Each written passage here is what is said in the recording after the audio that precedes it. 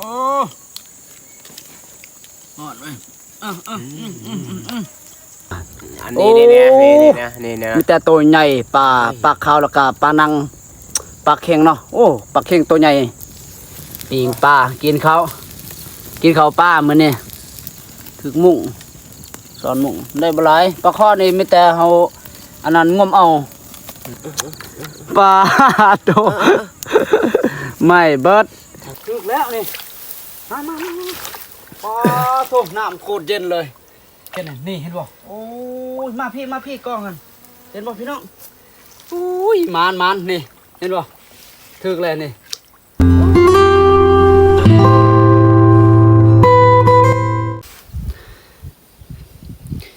เอากลับสบายดีพ่อแม่พี่น้องเปิดสุคนที่เข้ามารับชมมื้อนี้เนาะโดยกับมื้อนี้บาชีกับบ่าวสุเนาะก็สิได้พาพี่พาน้องไปยามมองตัวเฮาใส่เลี้ยงวันนี้พี่น้องเนาะเฮาไปใส่คืนนี้นี่แหละพี่น้องเนาะก็สิได้มายามตอนเช้าแล้วก็มาเบิ่งมองที่เฮาใส่คืนนี้นี่ป่าสิติดหรือบ่เนาะคันว่ามีป่าถึงมองนี่ก็สิได้อันนี้สิได้ไล่มองเลยแล้วก็สิได้กินข้าวปลาเลยมื้อนี้พี่น้องเนาะก็คือมื้อนี้เฮาหากินก็คือแถวห้วยกระทานนี่แหละแล้วก็มองอันนี้วังเคนพี่น้องเนาะทางบ้านเฮาก็เอิ้นว่าวังเคนแล้วก็แม่นบ่วังเคนนั่นเนาะ เนาะพี่น้องมีแต่ว่ามื้อนี้บาซีกับบาสุเนาะก็ได้กินข้าวปลาอีกมื้อนี้พี่น้องเนาะอยู่หากินนี่แหละพี่น้องได้พักเวียกอีกมื้อนี้เนาะขอพักเวียกน้ำหัวหน้ามื้อนี้ ก็ได้เขาไปหาอยู่หากินพี่น้องเนาะบ่ไหวแหละหาติดนี่ซื้อของกินพี่น้องเฮ็ดเวียกคู่มื้อนี่ก็เลยมื้อนี้ได้มีโอกาสได้เมื่อบ้านคืนนี้วันนี้เฮาได้เมื่อบ้านแล้วก็มื้อคืนนี่ได้ไปเยืองเทวทงไห้ทงนาเนาะก็ได้ตัวนกตัวนู้นนี่แหละพี่น้องโดยก็ก่อนรับชมนี่ก็อย่าลืมกดติดตามแล้วก็กดไลค์กดแชร์นะเด้อพี่น้องเพื่อเป็นกำลังใจเนาะเดี๋ยวบาซีก็สิได้เข้าไปยามมองอีกก่อนเนาะเดี๋ยวสิอันนี้บาซีก็ได้ใส่มองเรียบร้อยพี่น้องเนาะเดี๋ยวก็อันนี้เฮาสิมายามอีกตอนเช้าได้เมื่อวานนี่บาซีก็ใส่มันค่ำแดดก็เลยบ่ได้อัปเดตเนาะมื้อนี้ก็สิได้มายามมองแล้วก็สิได้คันว่ามันถึกนะมื้อนี้ก็สิได้หาเลาะใส่มองแล้วก็ได้กินข้าวปลามื้อนี้พี่น้องอันนี้ก็คือแถววังอีหยังเนาะคือหน่อยเนาะวังแค้นบ่แม่นแถวห้วยกระทาพี่น้องเนาะหากินอยู่เทิงอีกได้นี่กระทาทงนาบาซีก็อยู่ลุ่มพุ่นอันนี้ก็หากินอยู่เทิงเขตแม่นอยู่เทิงแม่นเขตผู้เนาะนี่ใส่เลี้ยงว่านี่เนาะก็สิได้มายามมื้อเช้านี่มาเบิ่งนำกันว่าสิติอันนี้ป้าติดมองเฮาหรือบ่มื้อนี้คันว่าติดแล้วก็สิได้ไล่มองแล้วก็สิได้กินข้าวปลาเลยพี่น้องเอ้ย เอามาพี่น้องตอนนี้บาซีก็สิได้ยามมองก่อนพี่น้องเนาะไปนี่คืนนี้เฮาไปใส่แถวนี้เลยบ่อนวังเคนนี่แหละบ่ว่าสิถึกหรือบ่เอ้าพี่น้องถึกแล้วนี่มาปอโธ่น้ำโคตรเย็นเลยเบิ่งติเจ๋งอยู่บ่อุ้ยน้ำโคตรเย็นนี่เห็นบ่โอ้ยมาพี่กล้องกันเห็นบ่พี่น้องอุ้ยมานนี่เห็นบ่ถึกแล้วนี่โอ้ยนี่2ตัวมาเบิ่งอยู่เบิ่งหน้าอีกก็ได้เบิ่งนี่โอ้นี่โอ้ตายถึกอีหลีนี่พี่น้องเอ้ยโธ่พุ่นโอ้ย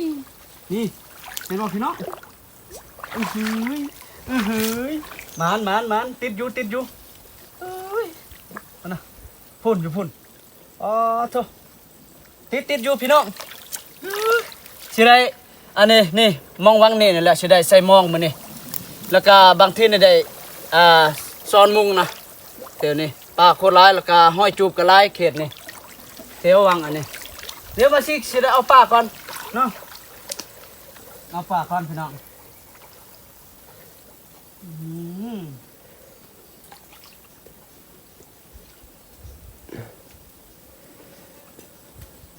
น้ำนี่โคตรเย็นเลยโคตรเย็นเลยโคตรเย็นเลยฮะ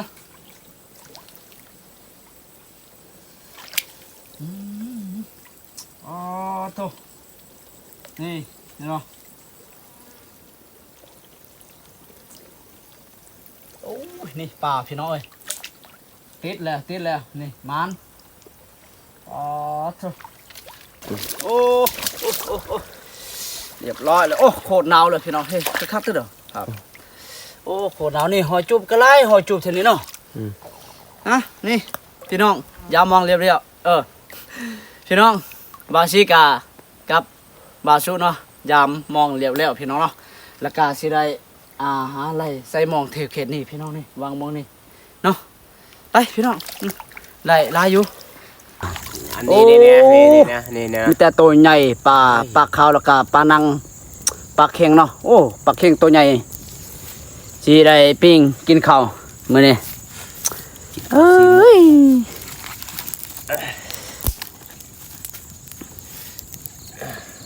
แก้มเราบ่มีเนาะเสียดายเนาะบ่มีน้ำข้าวมีบ่บ้าอีหลีบ่คือบ่เห็นอยู่ในบ่อรถน่ะบ่เชื่อดอกนี่โอ้พี่น้องเอ้ยปลามีแต่ตัวใหญ่ถึกมองไปตาซ้อนอีหลีได้บ่หลายอยู่นี่พี่น้องนี่ได้บ่หลายเครื่องอันนี้3ถ้วยได้บ่หลายมื้อนี้นี่เด้ปูป่าเนี่ยใส่มองแล้วก็ได้ตึกมุงซ้อนมุงมื้อนี้นี่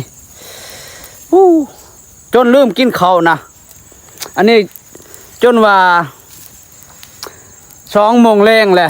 พี่น้องเอ้ย2 โมงแหละคนมันหลายป่าเท่านี้นี่โกดหนาว2 คนได้มื้อนี้เจ้าปิ้งปลากินข้าวได้มื้อนี้มีกระหินบ่วะหินบ่มีแล้วเนาะหินบ่มีแล้วเนาะบ่อยู่เลยบ่อยู่แล้วหันเด้ตัวใดนี่ได้บ่ฮะตาซ้อนพี่น้องเอ้ยปิ้งปลากินข้าวปลามื้อนี้โอ้ยก็พอได้ม่านอยู่นี่วังแค้นตะวันนี่แม่นบ่ปลาข่อยเอาแล้วปลาสั่งปลาสูตรบ่นี่แม่นปิ้งจะสิปิ้งจะได้เมื่อก่อนเอาเมื่อเนาะตัวใหญ่สิได้อ้วนปลาสูตรถึกมุ้งสอนมุ้งได้บ่หลายปลาข้อนี่มีแต่เฮาอันนั้นงมเอามันอยู่หูบ่อนดินตัวดินเอาแล้วมันไม่หมดหาหาแขกหาครัว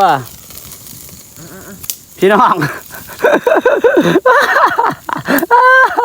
บ่ได้เบิ่งตายแล้วเศรษฐกิจจะได้แล้วบัดนี้โอ้ยความเสียดายปลาโตไม่เบิดทางนี้นี่เว้ยโอ้ย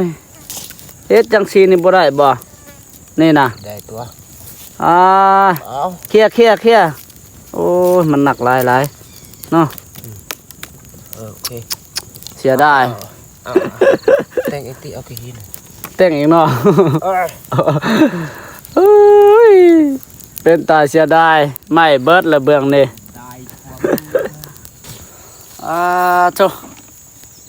เปียกเบิดเลยโคตรหนาวนะพุ่นวังอยู่เทิงนี่พอดีชอนมาแต่พี่อยู่ลุ่มนี่แล้วก็ได้ขึ้นหอดเทิงไปอยู่หันเลยบ่ได้ขึ้นเทิงแล้วก็บ่ได้ดังไฟได้หากก็ได้ดังเดียวนี้เนาะดังเดียวนี้แล้วก็ได้อันนี้ปิ้งปลาสิได้กินข้าวพี่น้องกินข้าวแทนข้าวแพนได้มื้อนี้แล้วก็สิได้เตรียมออกเดินทางอีกเนาะสิได้เมื่อ ให้อยู่หากินทางบ้านเฮานี่ก็ง่ายอยู่พี่น้อง แล้วก็มื้ออื่นในบางที่นี่สิได้เมื่อเฮ็ดเวียกคือเก่าแล้วเฮ็ดเวียกเฮ็ดงานแล้วก็สิได้มาอยู่ปกติทางบ้านเฮาสิได้เมื่อลกมันเด้อแล้วก็หาอยู่หากินคือจังซี่นั่นแหละพี่น้อง อืมมา โอ้เอาก้อนน่ะได้เนาะโถสุกคักแล้วบ่ มานะนำนี่เนาะปลาของมันฮะบางทีปลาเค็งง่ายๆปลาเค็ง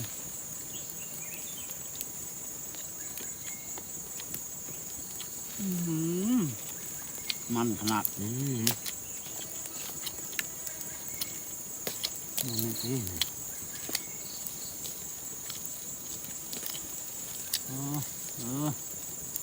เป็นไปเป็นมา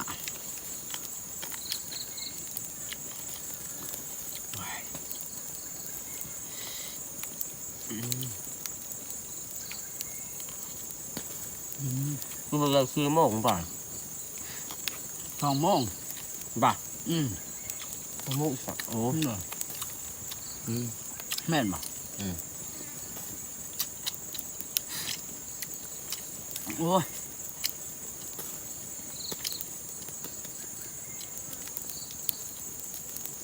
โคตรหนาวเลยเนาะ ขวดอีก2 บาท กดเลยบ่ก่อนชิมเมื่อเนี่ยฮะสอนปลาเนาะมันลายเนาะ เขามักปลาขาวเหรอปลาขาวปลาหนัง กุ้งกระไร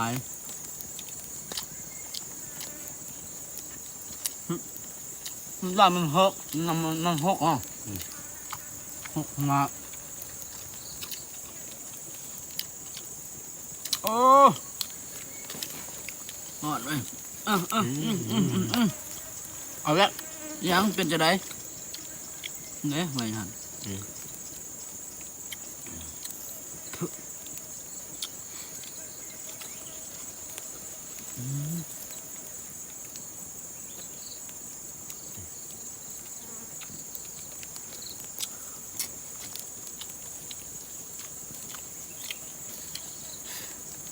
หอน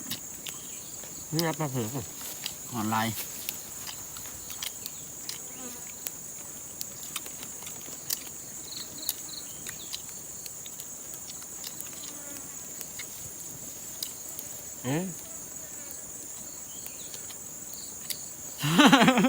อะไรครับเอาแล้ว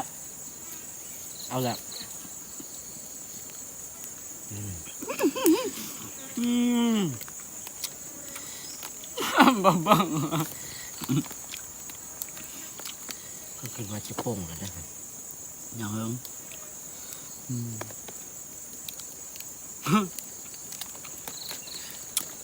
โอ้สุดได้ปลาคอใหญ่เลยเนาะเอาไปได้หก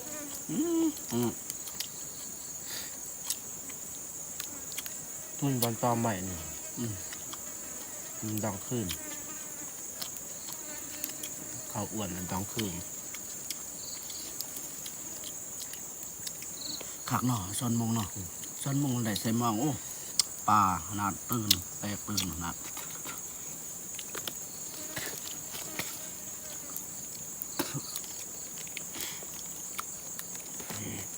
เราลูกเขาใหม่ ครับก็พออยู่นะ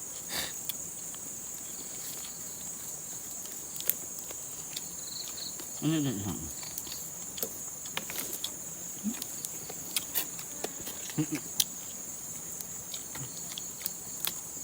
ปลาเค็งมันใหญ่ขนาดโอ้ตัวนี้เขามากินขนาด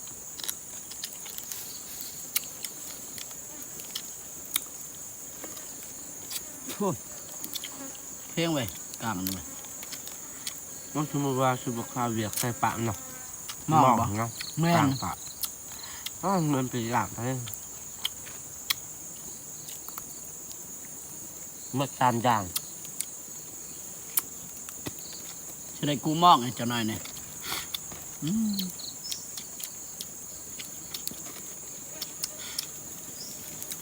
มองน้องใส่คนดังหนึ่ง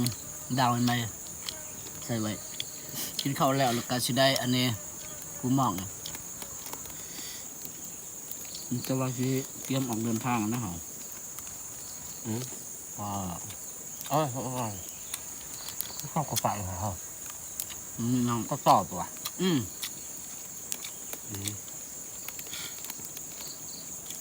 โอ้ย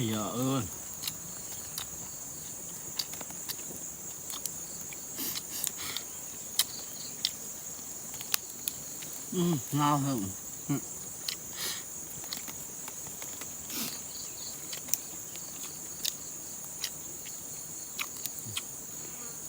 ป่าเนี่ย ทางล้างหนึ่งว่ะ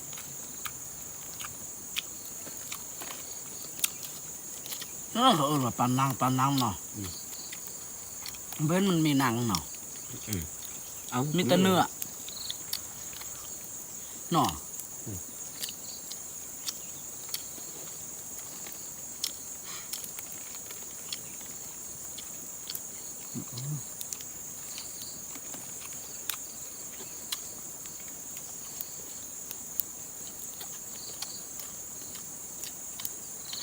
ข้าวกินมันหมดเด้อ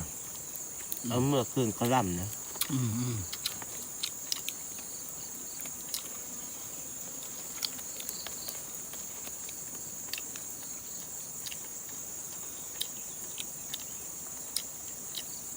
ตุคนละเขาไปหาไปเลย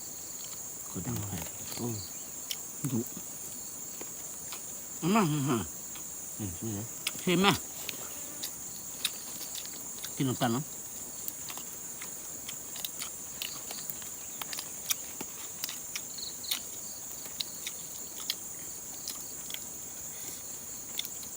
อึดของกินแซ่บ มา ปีงร้ายแล้วกินแซ่บกันเลย โอ้ย ไม่ได้หยาดการกินเลย บ่ได้ชดจังสิกินเชียว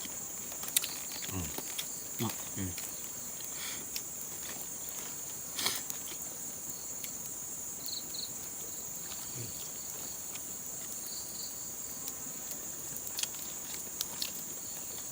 โดยทุกคนเนาะตอนนี้ก็เฮาก็